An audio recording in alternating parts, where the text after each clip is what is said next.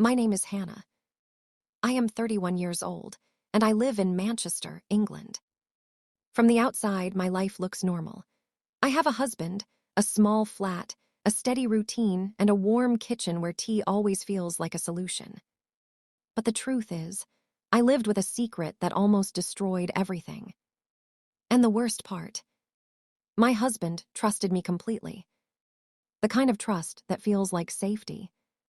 My husband's name is Daniel. He is 34. He works in it. He is quiet, responsible, and honest in a way that makes lying feel like a crime. When we got married, we promised to build a calm life. Not a rich life, just a peaceful one. Daniel always said, if we have food, a roof, and each other, we have enough. I used to love that sentence. But later, I started hating it. Not because it was wrong. Because I was afraid it wouldn't be enough. Daniel gave me a kind of trust I had never experienced before. He let me handle our household finances. He didn't check my phone. He didn't ask for proof. He didn't question my decisions. Whatever you think is best, he would say. He believed in me like I was something pure. And I kept smiling, acting like I deserved it. The first lie was small. It started with a simple fear. One day, Daniel's company announced a possible restructure. That word sounds polite, but it means something cold. People might lose their jobs. Daniel came home trying to stay calm. It's not certain, he said. Even if it happens, we'll manage. I nodded, but inside my chest felt tight. Because Daniel was strong, but I was always terrified of falling behind. I grew up watching my mother count coins on the kitchen table. I watched her pretend she wasn't hungry so I could eat. I promised myself I would never live like that again. So when Daniel mentioned the restructure, something in me panicked. I thought, what if we need extra money? What if everything collapses? That night, I opened my phone and searched for ways to make money fast. I found an ad, quick profit from online trading. It looked professional, it looked safe, it looked like a solution. And I told myself one lie. I'm doing this for us. The secret account. I created a small trading account and used £200 from our savings. Daniel wouldn't notice. I told myself it was temporary. At first, it seemed to work. The screen showed little numbers rising. A coach messaged me every day, telling me I was smart. You have talent, he wrote. You can earn more than your husband. That sentence felt like sugar to my ego. So I put in more. £300, then £500, then £900. I didn't tell Daniel because I wanted to surprise him. I imagined one day I would say, look, Daniel, we're safe, I fixed everything. I wanted to be the hero.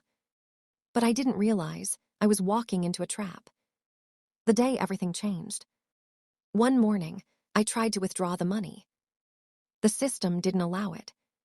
It showed an error message. Account verification required. The coach messaged me quickly. Don't worry, he said. Just pay the verification fee and your profits will be released. Something in me whispered, this is wrong. But fear shouted louder. I paid the fee. Then there was another fee. Then another. Every time I paid, they promised, this is the last step. And every time, they took more. Soon, our savings were gone.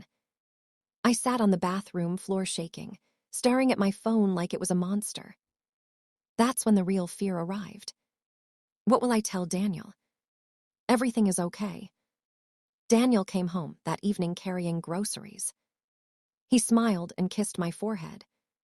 How was your day? He asked. My throat tightened. I almost told him everything. But then I pictured his face changing. Shock, disappointment, heartbreak. I couldn't bear it. So I smiled and said the first real lie. Everything is okay. Daniel nodded, trusting me like always. He didn't know I was lying while standing right in front of him. That night, he slept peacefully. I didn't sleep at all. Lies multiply like shadows. When people lie, they think they are protecting others. But the truth is, they are protecting themselves from shame.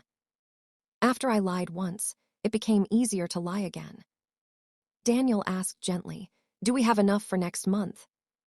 I said, "Yes." He asked, "Should we start saving for a holiday?" I said, "Of course." He asked, "Did you pay the council tax?" I said, "Yes, I did." Each lie felt like another brick on my chest. And still, Daniel never doubted me. That was the most painful part. Because suspicion would have been easier. Trust felt like a spotlight on my guilt. The letter that broke my heart. 2 weeks later, a brown envelope arrived. It had bold letters on the front. Daniel handed it to me. "Is this something important?" he asked. I froze, my hands trembled. I laughed softly and said, "Just a mistake, probably spam." Daniel shrugged. "Okay." He walked away. I opened the envelope with shaking fingers. It was a debt notice. Not from the trading account, from the loan I had taken quietly to pay the fees. Yes, I had taken a loan. A loan I never told my husband about. And now, if I didn't pay, the interest would rise. I sat at the table staring at the paper, hearing my own heartbeat like thunder. I thought, I am destroying the man who trusts me most. The moment Daniel almost found out. One evening, Daniel was checking something on the computer. I walked into the room and saw our bank account open on the screen. I felt my blood turn cold. Daniel looked up. "Hannah." I forced a smile. "Yes." He pointed at the screen. "This is strange. Our savings look lower than I remember." My brain screamed. I said quickly, "Oh, I moved it to a different account. Better interest rate." Daniel blinked, then nodded. "You're good with this stuff," he said. "I'm glad you handle it." He smiled. I wanted to cry. Because he didn't even realize he was giving me permission to keep lying. The breaking point. A month passed. The debt grew. I stopped eating properly. I stopped enjoying tea. I stopped laughing at Daniel's jokes. Daniel noticed. "Hannah, are you okay?" he asked one night. I wanted to say yes, but my voice cracked. He moved closer. "Talk to me." I looked at his face, and suddenly, I couldn't lie anymore. I felt something inside me shatter. The truth finally pushed its way out. "I did something stupid," I whispered. Daniel's expression changed. Not anger, not shouting. Just concern. "What happened?" he asked. That gentle question broke me completely. I started crying, not like a movie cry, quiet, shaking, ugly crying. I told him everything. The trading account, the fees, the loan, the letters. I told him about my fear of being poor again. I told him about my shame. I told him about the lies. When I finished, I couldn't look at him. I waited for the storm. The silence that hurt more than anger. Daniel didn't shout. He didn't insult me. He just sat there silent. That silence was terrifying. Finally, he spoke. "Why didn't you tell me?" His voice was calm, but it hurt more than anger. I whispered, "Because you trusted me, and I didn't want to lose that." Daniel swallowed hard. "I trusted you because I love you," he said, "not because you're perfect." Tears filled his eyes, and that was the moment I realized. I wasn't just risking money. I was risking his heart. The hardest weeks of our marriage. The days after my confession were heavy. Daniel didn't leave. But things were not normal. He looked tired, quieter, like someone carrying a weight he didn't choose. We sat at the kitchen table and faced the numbers together. Daniel said, "We will fix this, but we will do it together."